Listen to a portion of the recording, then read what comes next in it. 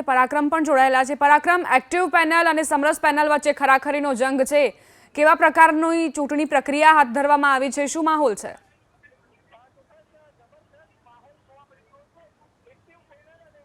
જોવા મળી રહ્યો છે।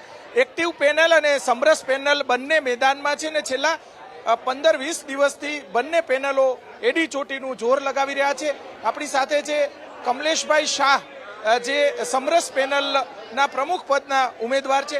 કમલેશભાઈ, શું કહેશો, છેલ્લા 15-20 દિવસથી તમારી જે પેનલ છે એ અલગ અલગ સંમેલનો કરે છે, સાથે સાથે હાઈ પ્રોફાઇલ ચૂંટણી?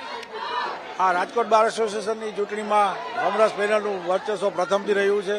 તમામ બાર એસોસિએશને એમએસસીટી, ક્રિમિનલ, રેવન્યુ, લેડીઝ બાર, જીએસટી બાર અને આઈટી બારે પ્રથમથી ટેકા આપેલા છે। અને અમારો આપ જોઈ શકો છો કે બહુ જ મોટી સંખ્યામાં અમારા સમર્થક।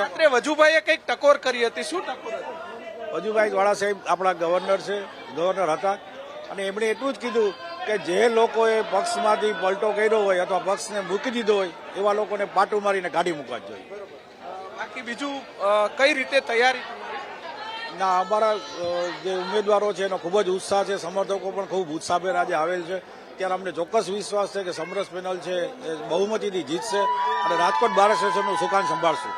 ચોક્કસ બકુલભાઈ આપણી સાથે છે। બકુલભાઈ, તમારી આ લીગલ સેલ ભાજપની પેનલ છે, તમારી સાથે કોણ?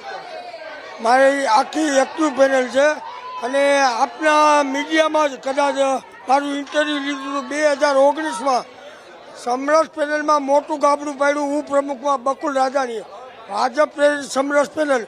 પણ હું પણ 40 વર્ષ થયા ભાજપનો, 30 વર્ષ થયા સિનિયર કાર્યકર્તા છું। વકીલો છે એ પક્ષપાતને નથી વાળતા, વકીલો એ બુદ્ધિજીવી વકીલો છે, વકીલો માત્ર કામ જોવે છે, વકીલો માત્ર 24 કલાક કોર્ટમાં હાજર રહે એને માને છે। એટલે 2019, 2020, 2021 સમરસ પેનલને મેં બહુ જંગી લીડથી હરાવેલ છે। એ આપે મારું પરાક્રમ, આપ જોડાયેલા રહેજો અમારી સાથે।